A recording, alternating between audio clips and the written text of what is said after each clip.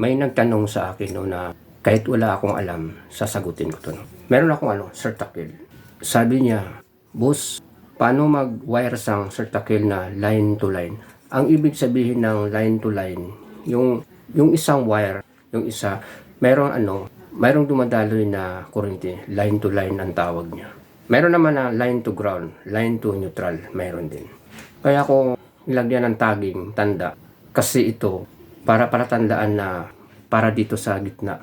Itong sa kilid ng tabi ng thread, ito yung gawin nating switch. Itong tagging nito, kasi line to line, ito yung papuntang switch. Ito naman, papuntang breaker. O ilan yung breaker ito.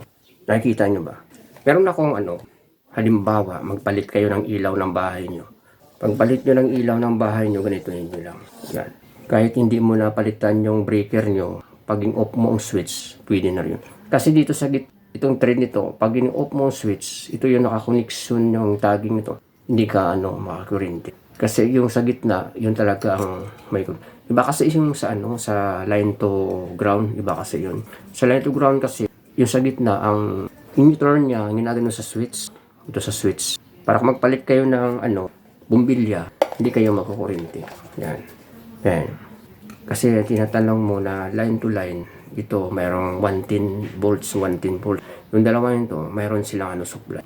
Kaya dito yung gawin mo switch ito. Para nawakan mo, hindi ka makuryente. Kung sa line to ground naman, yung sa gitna naman yung nila. Pag nawakan mo, hindi ka makuryente. Oras na magpalit ka ng ilaw, yan, hindi ka makuryente. Depende naman sa inyo, boss, kung gusto niyo pa tayo ng breaker. Tanti umilang. Ganun lang. Ayan, ganun lang po. Ganun lang, boss.